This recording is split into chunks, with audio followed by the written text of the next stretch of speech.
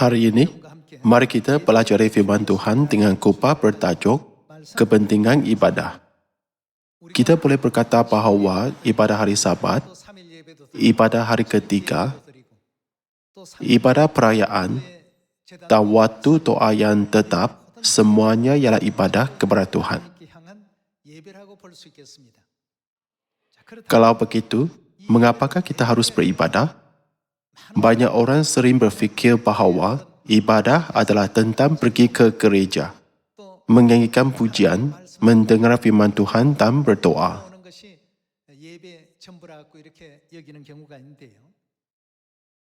Hari ini, marilah kita pastikan melalui Alkitab tujuan sebenar Tuhan memberi kita ibadah. Betapa pentingnya upacara ibadah bagi roh kita dan di dunia rohani.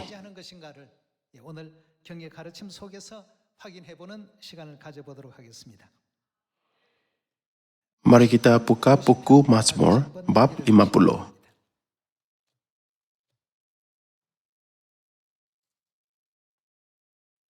Mari lihat buku Mazmur bab 50 ayat 1. Yang Maha Kuasa, Tuhan Tuhan, berfirman dan memanggil bumi dari terbitnya matahari sampai kepada terbenamnya. Dari Sion, puncak keindahan, Tuhan tampil bersinar. Tuhan kita datang dan tidak akan berdiam diri. Di hadapannya api menjilat, sekelilingnya bertiup badai yang dahsyat. Ia berseru kepada langit di atas dan kepada bumi untuk mengadili umatnya. Bawalah kemari orang-orang yang kukasihi, yang mengikat perjanjian dengan aku berdasarkan korban sembelihan. Sini, korban sembelihan bermaksud ibadah. Dalam perjanjian lama, perkataan korban sembelihan. Dalam perjanjian baru, perkataan ibadah digunakan. Kedua-dua mempunyai maksud yang sama. Tuhan memberitahu kita melalui buku Mazmur bab 50. Bawalah kemari orang-orang yang kukasihi, yang mengikat perjanjian dengan aku berdasarkan ibadah. Kalau begitu, mengapakah ibadah diperlukan? Bagaimanakah ada ibadah pada mulanya? Agar manusia dapat memahami ini dengan mudah, Tuhan menjelaskan hal ini melalui sejarah Taman Eden. Sebelum Adam dan Hawa berdosa dengan memakan buah pokok pengetahuan tentang yang baik dan yang jahat, ibadah tidak diperlukan. Namun, selepas mereka berdosa dengan memakan buah larangan,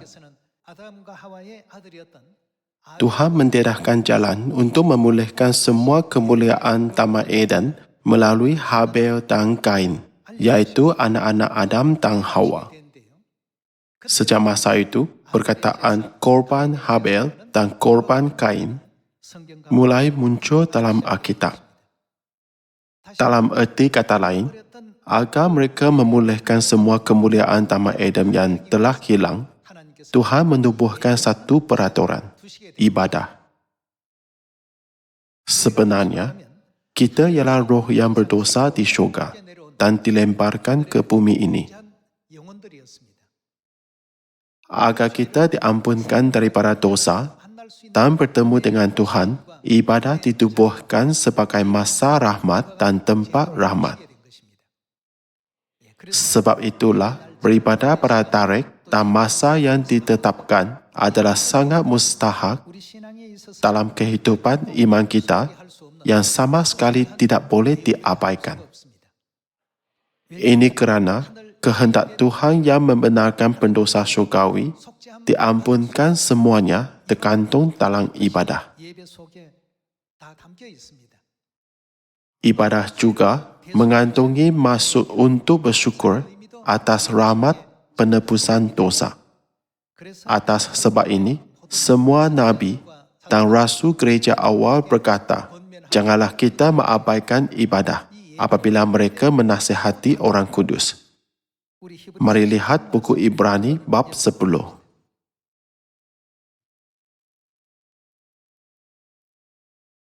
Buku Ibrani bab 10 ayat 22. Kerana itu, marilah kita menghadap Tuhan dengan hati yang terus ikhlas dan keyakinan iman yang teguh. Oleh kerana hati kita telah dibersihkan dari hati nurani yang jahat dan tubuh kita telah dibasuh dengan air yang murni, mari kita teguh berpegang pada pengakuan tentang pengharapan kita, sebab Ia yang menjanjikannya sedia. Dan mari kita saling memperhatikan supaya kita saling mendorong dalam kasih dan dalam pekerjaan baik. Janganlah kita menjauhkan diri dari pertemuan-pertemuan ibadah kita, seperti dibiasakan oleh beberapa orang, tetapi mari kita saling menasihati dan semakin giat melakukannya menjelang hari Tuhan yang mendekat. Secara ringkas, kita tidak boleh menjauhkan diri daripada pertemuan ibadah seperti yang dibiasakan oleh beberapa orang. Daripada mengikut tabiat mereka yang tidak beribadah, kita harus saling menasihati dan berusaha untuk berkumpul apabila kita melihat hari mulia Tuhan menjelang tiba. Inilah ajaran buku Ibrani pasal 10 ayat 25. Jadi, ibadah mempunyai makna yang sangat penting. Teruskan dengan ayat 26. Sebab jika kita sengaja berbuat dosa, sesudah memperoleh pengetahuan tentang kebenaran, maka tidak ada lagi korban untuk menghapus dosa itu. Maksudnya, tiada lagi ibadah untuk pengampunan dosa. Tetapi yang ada ialah kematian yang mengerikan akan penghakiman dan api yang dahsyat yang akan menghanguskan semua orang tuhaga. Dalam buku Ibrani pasal 10, kita dapat memastikan ajaran dan teguran Alkitab yang tegas bahawa kita tidak boleh menjauhkan diri daripada pertemuan ibadah kepada Tuhan seperti yang dibiasakan oleh beberapa orang. Kita harus menjadi anaknya yang lebih tekun beribadah apabila hari kemuliaan Kristus semakin dekat. Jadi, mari kita lihat ajaran Nabi Yesaya tentang mengapa ibadah adalah sangat penting bagi kita. Mari kita pergi ke buku Yesaya bab 59. Buku Yesaya bab 59 ayat 1. Sesungguhnya tangan Tuhan tidak kurang panjang untuk menyelamatkan dan pendengarannya tidak kurang tajam untuk mendengar. Tetapi yang merupakan pemisah antara kamu dan Tuhanmu ialah segala kejahatanmu, dan yang membuat dia menyembunyikan diri terhadap kamu sehingga ia tidak mendengar ialah segala dosamu. Sebab tanganmu cemar oleh darah dan jarimu oleh kejahatan. Mulutmu mengucapkan dusta, lidahmu menyebut-nyebut kecurangan. Bagaimanakah kejahatan kita membuatkan perhubungan kita dengan Tuhan? Dosa kita menciptakan jurang pemisah antara Tuhan dengan kita. Kita telah menjadi jauh dengan Tuhan disebabkan dosa. Jadi, bagaimanakah Tuhan mengisi jurang itu? Dia mengisi jurang pemisah itu melalui ibadah. Jadi, Alkitab mengajar kita bahawa Tuhan bersama dengan kita melalui masa ibadah. Dia juga berjumpa dengan kita dan mengampunkan semua dosa yang kita lakukan pada masa lalu. Selepas Adam dan Hawa berdosa dengan memakan buah larangan, Tuhan memerintahkan Habel dan Kain untuk mempersembahkan korban kepadanya. Mari kita pergi ke buku Kejadian 44. Marilah melihat buku Kejadian bab 4 ayat 1. Kemudian manusia itu bersetubuh dengan Hawa, isterinya, dan mengandunglah perempuan itu, lalu melahirkan Kain. Selanjutnya, dilahirkannya lah Habel, adik Kain, dan Habel menjadi gembala kambing domba. Kain menjadi petani. Setelah beberapa waktu lamanya, maka Kain mempersembahkan sebahagian dari hasil tanah itu kepada Tuhan sebagai korban persembahan. Habel juga mempersembahkan korban persembahan dari anak sulung kambing dombanya, iaitu lemak-lemaknya. Maka Tuhan meintahkan Habel dan korban persembahannya itu. Tetapi Kain dan korban persembahannya tidak diintahkannya. Lalu hati Kain menjadi sangat panas dan mukanya muram. Korban Habel dan korban Kain disebut buat kali pertama dalam buku Kejadian 44. Mari kita lihat buku Ibrani bab 11, bagaimana bapa ini digambarkan. Mari kita buka buku Ibrani bab 11.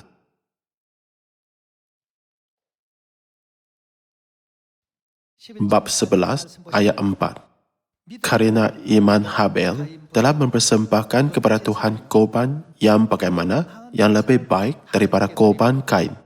Dengan jalan itu, ia memperoleh kesaksian kepadanya bahawa ia benar, kerana Tuhan berkenan akan persembahannya itu, dan kerana iman ia masih berbicara sesudah ia mati. Sini tertulis bahawa Habel mempersembahkan korban yang lebih baik kepada Tuhan daripada Kain. Korban Kain ialah hasil tuaian. Dia mempersembahkan bijirin dan tumbuhan kepada Tuhan. Habel pula mempersembahkan anak sulung kawanan tombahnya kepada Tuhan.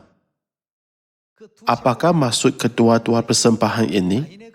Korban Kain dan korban Habel diberikan dengan ikhlas. Namun, tertulis bahawa Tuhan hanya menerima korban Habel dan tidak menerima korban Kain. Apakah perbezaannya? Korban Habel ialah korban darah. Agar dosa kita diampunkan sepenuhnya, harus ada pengorbanan Kristus di atas salib. Untuk sebab ini, Tuhan telah pun membezakan antara korban yang dimaukannya dengan korban yang tidak dimaukannya sejak zaman Habel dan Kain. Dari segi keikhlasan, Kain lebih berusaha dalam pemberiannya. Dia menaburkan benih, menjaga dan menyiram pada waktu yang sesuai siang dan malam agar tanamannya bertumbuh dengan baik. Tuhan tidak berkenan terhadap korban Kain, walaupun itu dipersembahkan dengan sepenuh hati. Tetapi dia menerima korban Habel, iaitu anak domba sulung yang dikorbankan dengan penumpahan darah.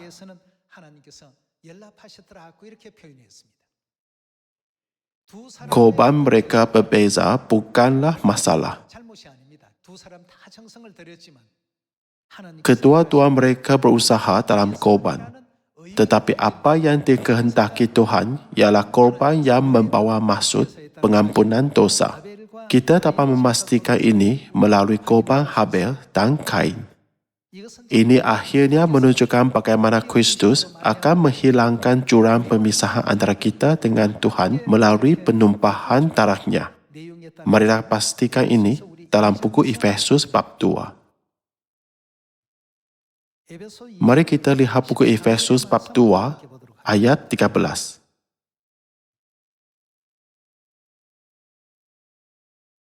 Tetapi sekarang di dalam Kristus Yesus kamu yang dahulu jauh sudah menjadi dekat oleh apa? Darah Kristus. Apakah yang berlaku dengan darah Kristus yang diumpamakan sebagai anak domba? Kita menjadi dekat. Ini kerana pengorbanan Kristus. Salah satu sebab Tuhan menganggap korban Habel lebih baik dan menerimanya adalah Kristus yang diumpamakan sebagai anak domba akan mengampunkan semua dosa manusia dan membuatkan kita lebih dekat dengan Tuhan melalui pengorbanannya di atas salib. Seperti yang tertulis dalam buku Efesus bab 2 ayat 13, bagaimanakah hubungan antara Tuhan dengan kita berubah? Tetapi sekarang di dalam Kristus Yesus kamu yang dahulu jauh sudah menjadi dekat oleh darah Kristus. Darah Kristus memainkan peranan untuk kita lebih dekat dengan Tuhan. Teruskan dengan ayat 13. Tetapi sekarang di dalam Kristus Yesus kamu yang dahulu jauh sudah menjadi dekat oleh darah Kristus. Kerana dialah damai sejahtera kita yang telah mempersatukan kedua pihak dan yang telah merubuhkan tempoh pemisah, iaitu perseteruan. Sebab dengan matinya sebagai manusia, ia telah membatalkan hukum Taurat dengan segala perintah dan ketentuannya untuk menciptakan keduanya menjadi satu manusia baru di dalam dirinya dan dengan itu mengatakan damai sejahtera. Dan untuk apa? Mempertamaikan keduanya di dalam satu tubuh dengan Tuhan oleh salib, dengan melenyapkan perseteruan pada salib itu. Ia datang dan memberitakan damai sejahtera kepada kamu yang jauh dan damai sejahtera kepada mereka yang dekat. Kerana oleh Dia, kita kedua pihak dalam satu roh beroleh jalan masuk kepada Bapa. Demikianlah kamu bukan lagi orang asing dan pendatang, melainkan kawan sewarga dan orang-orang kudus dan anggota-anggota keluarga Tuhan. Pendek kata, anggota-anggota keluarga Tuhan, bermaksud ahli keluarga Tuhan, yang dibangun di atas dasar para rasul dan para nabi, dengan Kristus Yesus sebagai batu penjuru. Melalui firman yang diberikan dalam buku Efesus bab 2, kita dapat faham bahawa kita dipisahkan daripada Tuhan pada masa lalu kerana dosa kita dan tidak dapat mendekatinya. Namun, sekarang kita telah menjadi dekat dengan Tuhan melalui darah Kristus.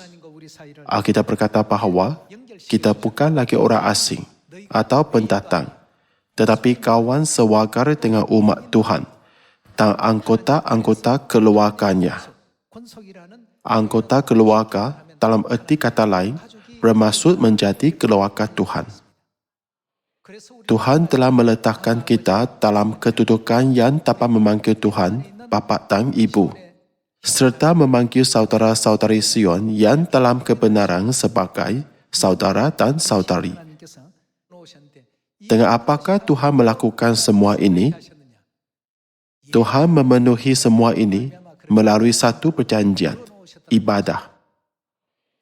Ada ahli kadangkala bertanya tentang ukapan, korban dan ibadah. Sesetengahnya mungkin tidak memahami maksudnya dengan baik. Jadi mari kita lihat buku Keluaran 4:12 ayat 23.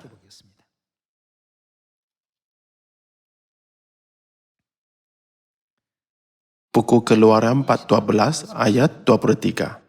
Dan Tuhan akan menjalani Mesir untuk menulahinya. Apabila ia melihat darah pada ambang atas dan pada ketuan tiang pintu itu, maka Tuhan akan melewati pintu itu dan tidak membiarkan pemusnah masuk ke dalam rumahmu untuk menulahi. Kamu harus memegang ini sebagai apa? Sebagai ketetapan sampai selama-lamanya bagimu dan bagi anak-anakmu. Dan apabila kamu tiba di negeri yang akan diberikan Tuhan kepadamu, seperti yang difirmankannya, maka kamu harus pelihara ibadah ini. Dan apabila anak-anakmu berkata kepadamu, apakah artinya ibadahmu ini?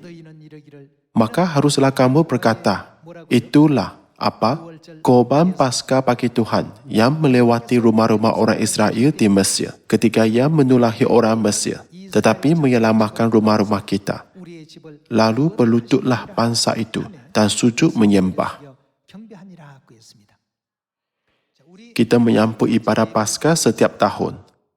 Apakah yang tertulis dalam buku Keluaran katakan tentang ibadah Paskah?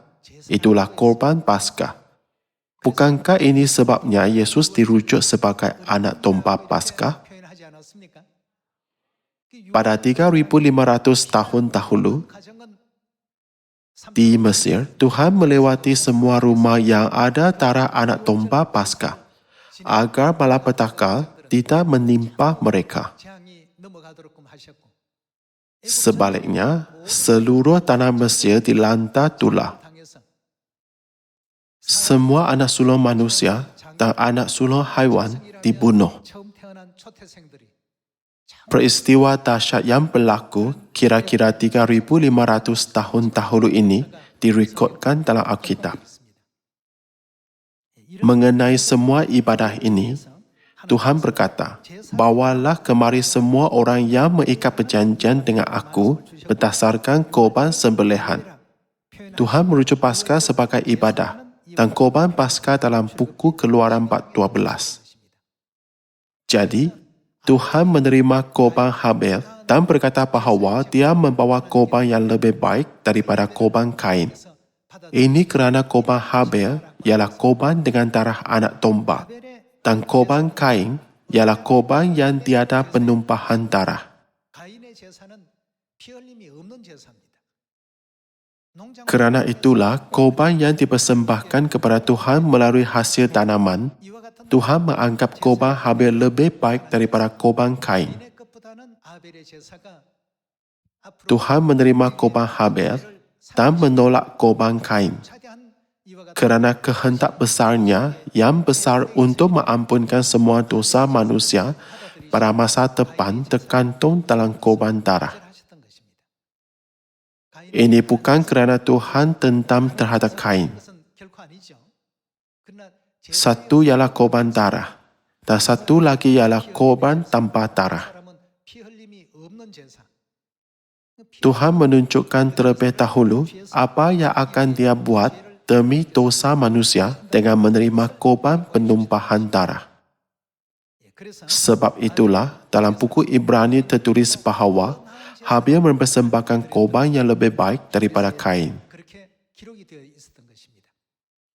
Akhirnya, apakah yang berlaku kepada hubungan Tuhan dengan kita yang dulu adalah jauh apabila Yesus Kristus datang ke bumi ini sebagai anak domba Paskah dan dikorbankan? Melalui penumpahan darahnya di atas salib, Dia memulihkan hubungan itu, bukan? Tuhan memulihkan hubungan itu dan menjadi kita dekat. Alkitab mengajar bahawa kita yang dulunya orang asing dan pendatang sekarang ialah anggota keluarga Tuhan. Tuhan telah menjadikan kita ahli keluarganya. Sebab itulah ibadah adalah sangat penting bagi kita. Sebab itulah Tuhan berkata bahawa kita tidak boleh menjauhkan diri daripada pertemuan-pertemuan ibadah seperti dibiasakan oleh beberapa orang. Tuhan mengingatkan kita bahawa kita harus selalu menyembah Dia agar kita dapat diselamatkan, menerima pengampunan dosa dan kembali ke kampung halaman syurgawi yang kekal. Bukan? Mari kita terus memastikan melalui Alkitab bahawa Kristus telah menjadi korban Paskah. Mari kita lihat buku 1 Korintus 45 ayat 7.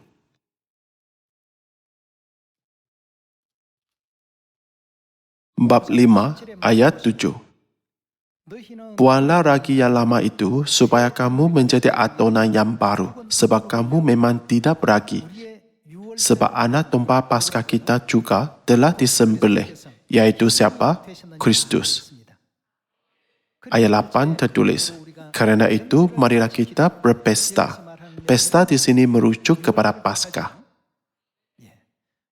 Pengorbanan Kristus yang dilambangkan sebagai anak domba Paskah akhirnya menjadikan ibadah Paskah lagi penting.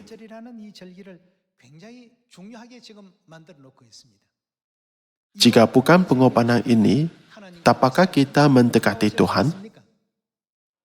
Disebabkan dosa kita di syurga, kita ditakdirkan kekal dipisahkan. Tetapi melalui pengorbanan Kristus di atas salib, hubungan kita dengan Tuhan telah dibuatkan lebih dekat.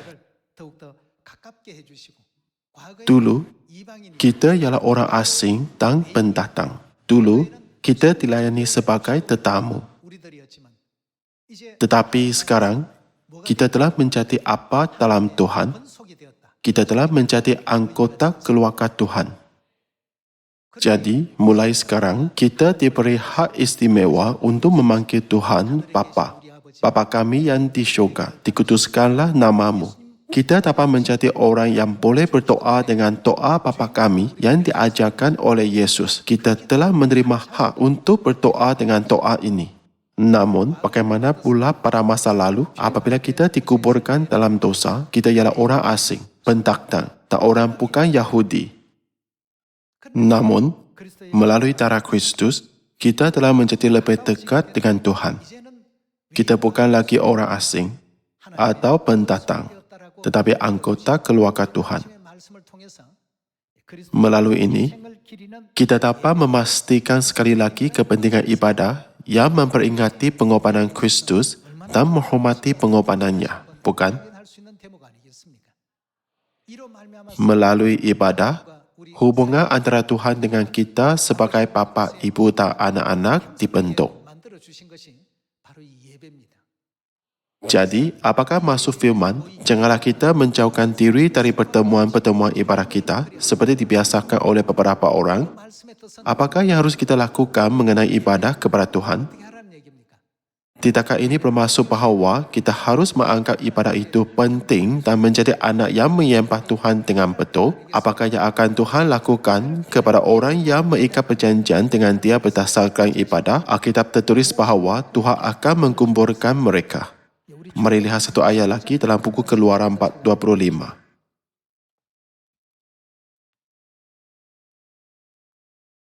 Buku Keluaran 4:25 ayat 20. Kerub-kerub itu harus mengembangkan kedua sayapnya ke atas, sedang sayap-sayapnya menuntungi tutup pendamai itu dan mukanya menghadap kepada masing-masing. Kepada tutup pendamai itulah harus menghadap muka kerub-kerub itu. Haruslah kau letakkan tutup pendamai itu di atas tabut dan dalam tabut itu engkau harus menaruh loh hukum yang akan ku berikan kepadamu. Dan di sanalah aku akan bertemu dengan engkau. Sekarang, apakah jenis tempat ini? Bukankah Bapa ini menjelaskan tempat kudus dan tempat maha kudus? Di dalam tempat kudus, ada tempat kudus di depan dan tempat maha kudus di belakang. Di manakah kerub?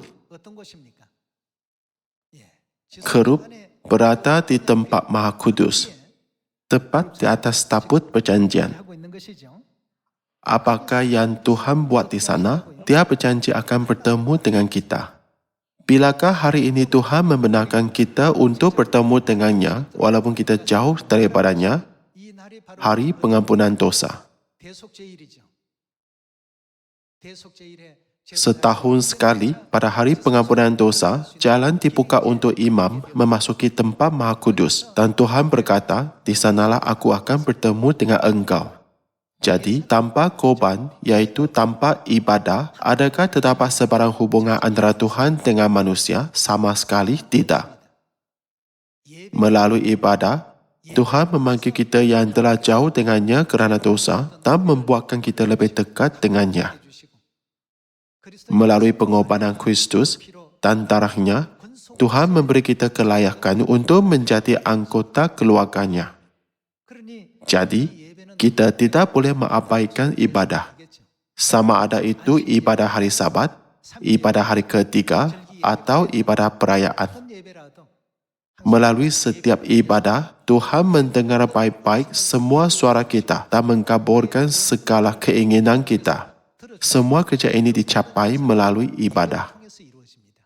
Walaupun kita beribadah secara tetap, kita tidak boleh mempersembahkan ibadah tanpa mengetahui sebab atau kehendak Tuhan, tetapi harus mempersembahkan ibadah dengan pengertian. Untuk beribadah dengan pengertian, kita harus tahu setepatnya sama ada hari ibadah yang Tuhan janji akan bertemu dengan kita melalui perjanjian ialah hari Sabtu atau Ahad. Dan sama ada perayaan yang ditetapkannya ialah Christmas atau Paskah. Kita harus menjadi orang mempersembahkan ibadah sebenar yang Tuhan inginkan, seperti korban Habel, bukan? Banyak orang di dunia kini menyambut ibadah hari Ahad. Namun, adakah korban ini sama dengan korban Habel yang menggembirakan Tuhan? Bukankah ibadah hari Sabat setara dengan korban Habel? Bukankah kita harus memahami ini dengan betul dan mempersembahkan ibadah menurut perjanjian Tuhan? Hari ini kita sedang menyambut ibadah hari Sabat, iaitu perjanjian dengan Tuhan. Kita juga menyambut Paskah. Kita juga menyambut ibadah 7 perayaan dalam 3 kali. Tudung yang anda pakai pada hari ini juga ialah cara ibadah yang betul yang ditetapkan oleh Tuhan sebagai peraturan dalam Alkitab. Jika tidak berbuat demikian, Alkitab berkata dengan tegas bahawa itu akan menjadi suatu perbuatan yang menghina Tuhan. Jadi, perempuan dikehendaki untuk bertudung semasa ibadah. Inilah peraturan ibadah di gereja Tuhan. Bukankah ini peraturan ibadah yang telah dipatuhi sejak zaman para rasul? Dengan meminta semua umat syurgawi supaya lebih berbangga dalam peraturan ibadah yang kita patuhi sekarang dan menyambut ibadah yang benar agar kita dapat menyampaikan ajaran betul kepada semua gereja di dunia yang tersesat. Saya tambahkan khutbah hari ini. Sekian, terima kasih.